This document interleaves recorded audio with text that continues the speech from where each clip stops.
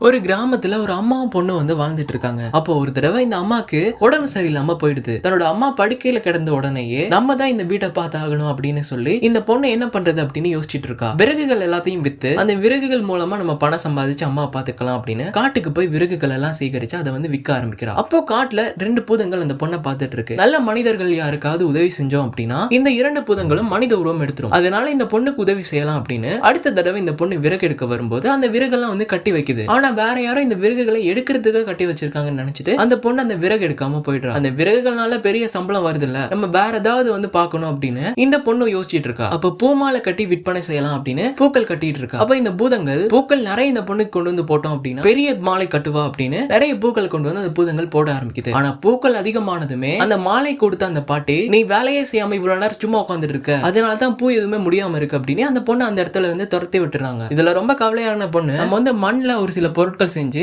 அப்பா மாதிரியே நம்மளும் அதை விற்கலாம் அப்படின்னு அப்படி ஒரு யோசனையை வச்சு இந்த பொண்ணு மண்ணால செய்யப்பட்ட ஒரு சில விளையாட்டு பொருட்களை உருவாக்கிட்டு இருக்கா. அப்போ இதை பார்த்த பூதம் 3வது தடவை இந்த பொண்ணுக்கு உதவி செய்யலாம் அப்படின்னு ஒரு பெரிய ஜமீன்தார் வீட்டுல இருந்த ஒரு ரத்தின கல்லை எடுத்து இந்த மண்ணில வந்து போட்டுருது. அப்ப அந்த பொண்ணு அதோட ஒரு யானை பொம்மையை செஞ்சு அந்த ஜமீன்தார் வீட்டுக்கே விற்க போகுது. அங்க ஒரு சில குழந்தைங்க அந்த யானையை வாங்கி அதோட விளையாண்டுட்டு இருக்கும் போது அவங்க அந்த பொம்மையை கீழே போட்டு உடைச்ச உடனே அந்த ரத்தினக்கல் அங்க விழுந்துருது. அப்ப அந்த ஜமீன்தாரும் கோபப்பட்டு யார் இந்த ரத்தினக்கல்ல திருடுனது அப்படின்னு கேட்டதுமே அவ இந்த பொண்ணு சொல்லிட்டு, நான் திருடல, நான் இப்போதான் உங்க இடத்துக்கே வர்றேன், இந்த ரத்தினக்கல் எப்படி எனக்கு வந்துச்சு அப்படின்றது தெரியாது அப்படின்றா. ஆனா எப்படித்தான் இருந்தாலும் மறுபடியும் ரத்தினக்கல் கிடைச்சதை நினைச்ச அந்த ஜமீன்தார் இந்த பொண்ணுக்கு நிறைய பொற்காசுகளை பரிசா கொடுக்குறாரு. அப்ப அந்த பொண்ணு அந்த பணத்தை வச்சு நிறைய பொம்மைகள் செஞ்சு அவங்க அம்மாவையும் காப்பாத்துறா. கடைசி வரைக்கும் உதவி செய்யலான்ற எண்ணத்தோடய தப்பா உதவி செஞ்சு கடைசி மட்டும் பூதமாவே இருக்க அந்த 2 பூதங்களை காட்டி இந்த கதையை வந்து முடிக்கிறாங்க.